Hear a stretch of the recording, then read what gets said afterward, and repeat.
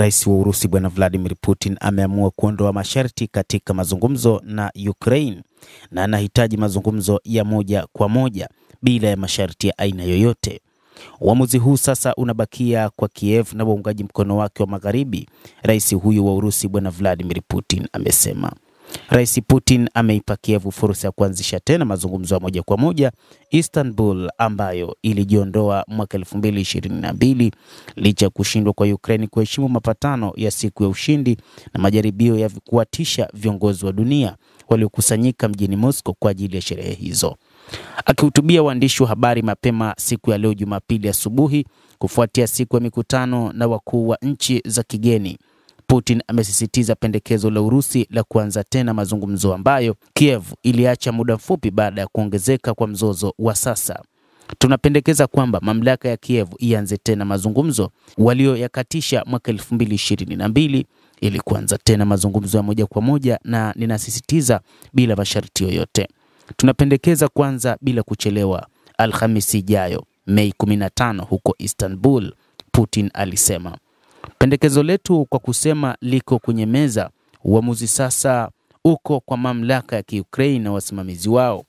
Wao ndio wenye mamlaka ya kuweza kufanya mazungumzo na sisi, na tupo tayari wakati wote mnamo siku ya Alhamisi. Hata hivyo, rais wa Marekani Bwana Donald Trump alitaka Urusi ikubali kusitisha vita ndani ya siku 30, lakini Urusi haikukubaliana na jambo hilo. Hata hivyo, Urusi imesema ipo tayari kufanya mazungumzo wakati wowote, lakini ni Ukraine ambayo imekuwa ikiumbishwa na watu wa magharibi.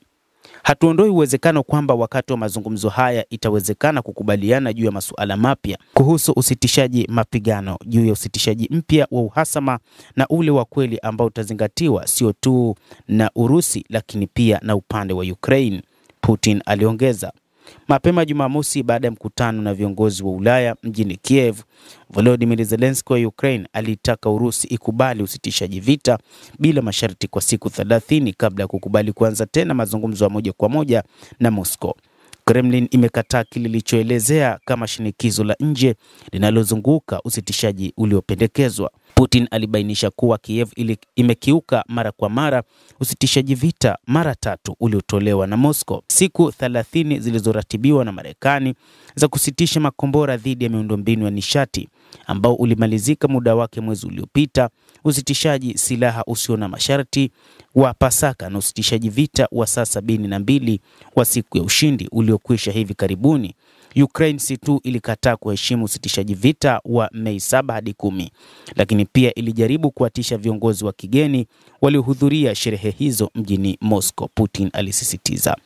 Mamlaka ya Kiev haikukataa tu pendekezo letu la kusitisha mapigano, lakini pia kama tulivyoona walijaribu kuwatisha viongozi wa mataifa waliokusanyika katika sherehe huko Moscow, Rais Putin alieleza.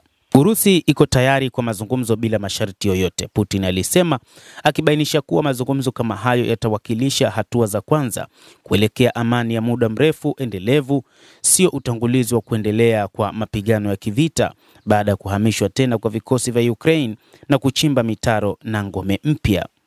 Wale ambao wanataka amani kweli hawawezi kusaidia lakini kuunga mkono hili, Putin aliongeza, akielezea shukrani zake za dhati kwa juhudi zote za kweli za upatanishi za China, Brazil, nchi za Afrika na Mashariki ya Kati pamoja na utawala wa rais wa Marekani Donald Trump. Akithibitisha tena utayarifu wa Moscow kwa mazungumzo mazito yenye lengo la kushughulikia sababu kuu za mzozo huo, Putin alisema ameiomba Ankara kuandaa mazungumzo yajayo na alibainisha mazungumzo yaliyopangwa na rais wa Uturuki Recep Tayyip Erdogan. Mnamo mwaka 2022 Moscow na Kiev zilifikia rasimu ya makubaliano ya amani huko Istanbul, na Ukraine iliripotiwa kukubaliana na kutoegemea upande wowote na vikwazo vya kijeshi, wakati Urusi ilitoa uondoaji wa wanajeshi na dhamana ya usalama.